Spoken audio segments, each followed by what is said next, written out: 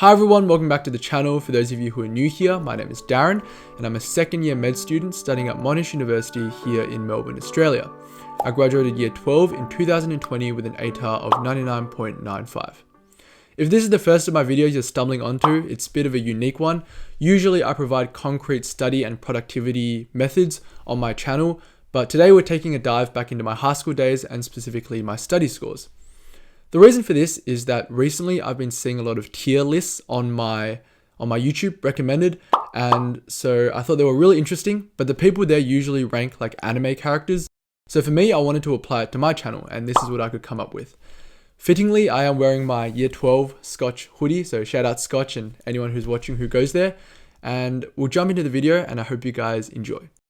Alright, now I'm going to explain what you see on your screen and how this is going to work. So essentially we have three tiers, S, A, and B. The reason that there aren't more tiers is because I'm not ranking the subjects based on their scores. If I was, then this would be a 10-second video because it's really clear what scores are above the others. What I am ranking them on is partly their scores, but also my emotional investment in the subject, the amount of effort I put in, and just my experience with the subject as a whole. The other thing you might notice is that there are quite a number of tags here. There are actually 10 tags.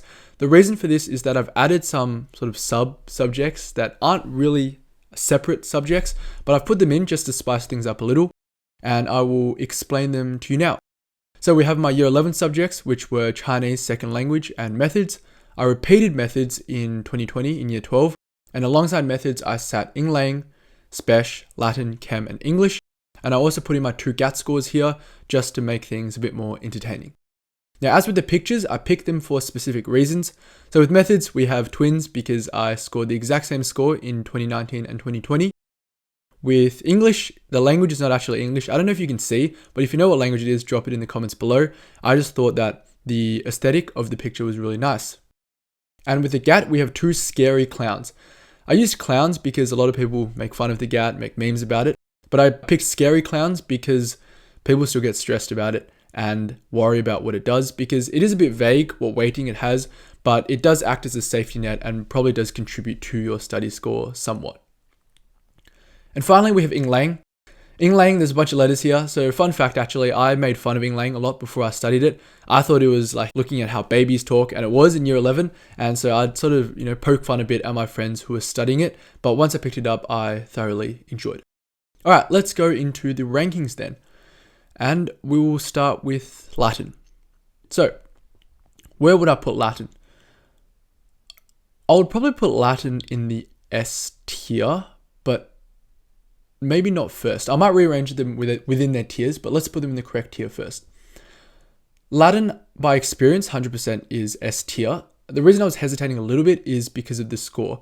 I was aiming for a bit higher in Latin, especially even after my exam. I thought I did really well, and the reason I didn't get higher is a bit of a dodgy reason. One of the questions was not the best question in the world, and I lost 3 marks, I think, on that question, and it's very costly in Latin to lose 3 marks. And also I did really well on the hard part, which is the unseen, and I'd always been good at the unseen, so like it was just annoying to have to lose marks on that comprehension. I think it was that poetry question. But the experience of Latin was absolutely phenomenal. I had the same class from when I was in year 10 to year 12. So when I began Latin in year 10 to year 12, plus the same teacher. It was an amazing classroom atmosphere. We just had one class and it was competitive, but everyone was also thriving and working together and communicating. And our teacher, Mr. Hennessy, is very unique, but is an incredible, incredible teacher. He invests so much into his students and is just amazing at teaching Latin. So a phenomenal experience overall, and that's why I put it in S tier. Next, we'll go with Chinese second language, my year 11 subject.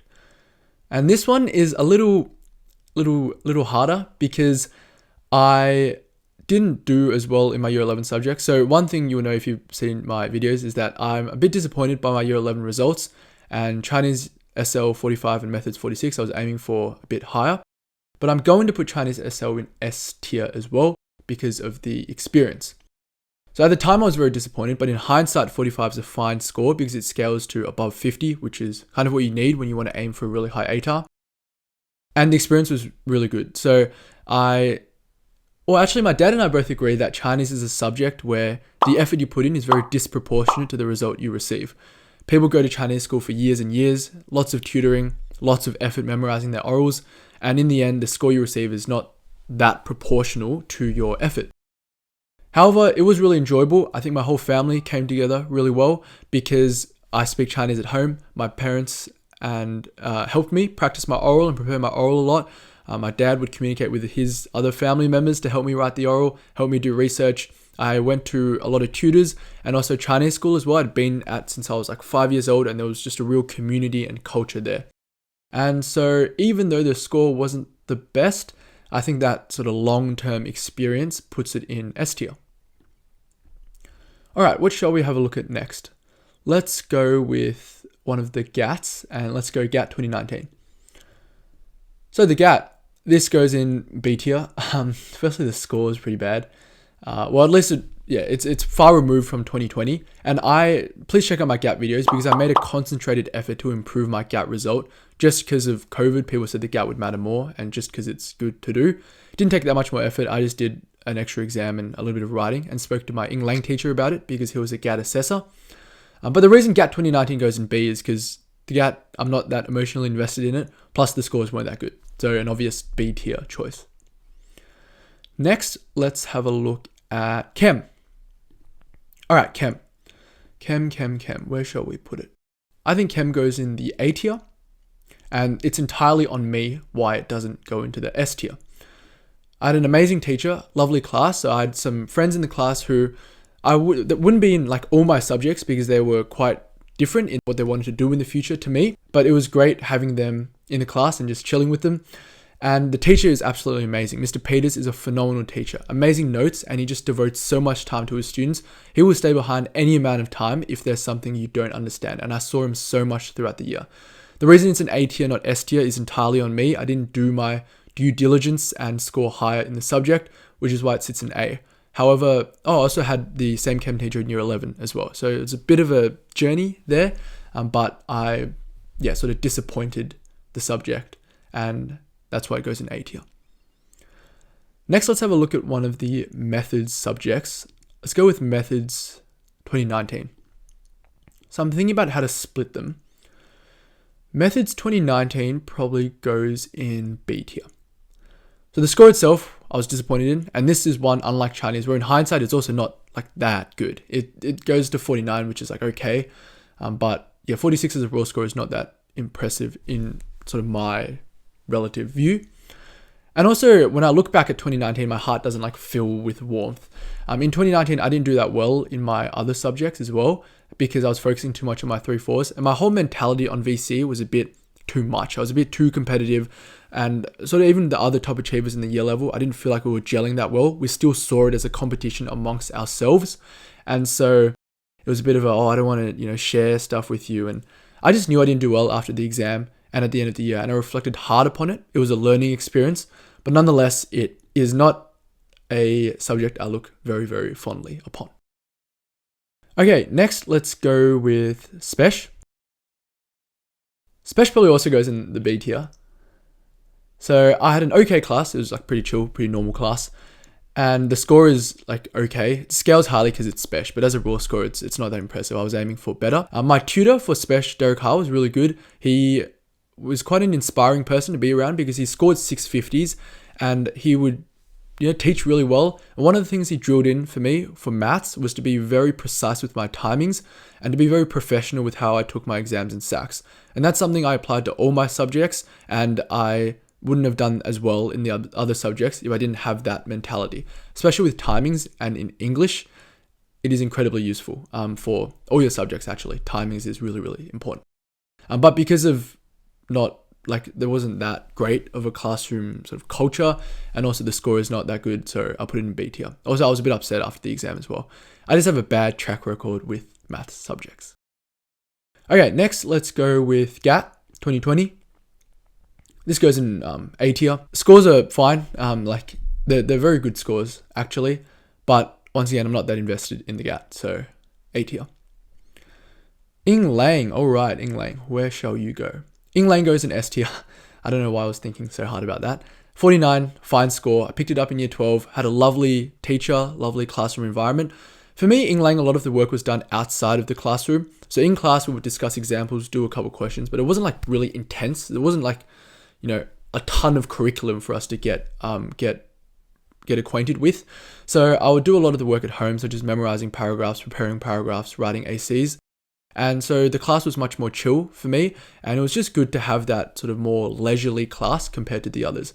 And the teacher was really nice. I saw him, and Mr. Wyman was very welcoming to me when I came into Eng Lang as well. So S tier. Also, I wanted one of my Englishes to be 50, because it has to be in your top 4. All right, next, let's go with methods. So methods 2020 46, I'll probably put in, it's higher than methods 2019 for sure. Can I put it in the middle? I guess that's not the point of it, is it? I'll put it in B tier. Once again, I would say this is on me. It's definitely very, very close to A tier, because I quite enjoyed the classroom environment. The teacher was really nice as well. And this time I was the older student, so they put me in a class with a lot of year 11s, whereas in 2019, I was in a class with some year 12s. So I was on the other side, and the questions were really thoughtful, very productive. And I had a better experience overall than in year 11 because I had a better perspective on VC. And it just felt good being sort of the older figure as well. But once again, the score, A tier? Yeah, once again, the score isn't that good, so I don't feel any extreme attachment towards it. But I feel like I don't regret repeating it at all. Some people have asked me that. Don't regret repeating it at all. All right, finally, we have English. English, where could it possibly go? It goes in S tier. There are many reasons why it goes in S tier. The score is 50, which is good. I wanted to get at least 150, which is quite nice to have. And the fact that it came in English is really good as well. So I had the same teacher in year 8 as I did in year 12. So it kind of comes full circle. And in year 8, Miss Coucher, my English teacher, that was her first year. And year 12 was her 5th year. So it just felt really nice to have that full circle. And I was doing well in year 8, and then I did well in year 12 as well. The class was also really nice. We had a diverse range of characters, people who were really academically focused, people who had other pursuits, but were also academically focused because it was year 12. And it was just really nice to have that dynamic, really enjoyable class. And the other thing that made it so good was that I actually stumbled a bit at the start. So I dropped 2 marks immediately in my creative sack, and I was really upset. I zoomed my teacher, and she just told me to let it go, focus ahead, and just work really, really hard. And that sat really, really well with me. And I recovered, and I basically full marked all the sacks. I dropped 1 mark in the text response and full marked the others, and I scored a 50. So that sort of proved to me that I could fail in a sense and still recover, which is a really important thing that you can recognize about yourself. Like if you've done it in the past, you have much more confidence going into the future. So I thought that was really nice. And my English teacher just gave me a lot of really good advice throughout the whole year. All right. Oh, and actually the best piece of advice she gave me, and I've mentioned this in past videos, is that the good students just do the exam, whatever. They're nervous, they do it, they do decently. But the best students are excited for the exam because this is their opportunity to shine, to show off all the hard work they've put in. And I really applied that to my sacks and exams. So I went into the exam, I was like, I'm going to hit this hard, I'm going to flourish, I'm going to show them what I've been really prepping. And it worked in the end, which was really, really nice. So I'm going to rearrange them a bit within their tiers. So as I said, methods goes here, GAT I don't feel particularly attached to, Spesh probably goes here, methods goes here. So we'll move them up here. So yeah, methods, as I said, really close to A tier, 2020. The GAT, not that emotionally invested, the score is decent. Oh, whoops, this is the wrong GAT one. Yeah, GAT goes at the end because it was the bad GAT score. Whoops. So Spesh, yeah, methods and GAT. Does that look good? Yeah, that looks fine to me. All right, next A, Chem, GAT. Yeah, that makes sense. GAT, not that emotionally invested. Chem is all completely on me. Next, we have the S tier subject. So I think English goes at the front just because of that whole shenanigan. And I think it probably sits fairly nicely like that. Latin and Chinese may be interchangeable just because of how much of a group affair Chinese is, how much effort my family put in. So they're actually very interchangeable. But Eng Lang is S tier and 4th. So that's my final ranking for my subjects. Hope you enjoyed. Thank you guys for tuning in to today's video. I hope you've enjoyed it. I had a lot of fun making it, It was really nice being able to reflect on my last 2 years of high school. If you have any questions, drop them in the comments below, but otherwise I'll keep churning out content and maybe putting in a couple more entertaining and personal videos in there as well. I hope the first 1 to 2 weeks of school have been going well. Good luck with your academia and other pursuits, and I look forward to seeing you all next time.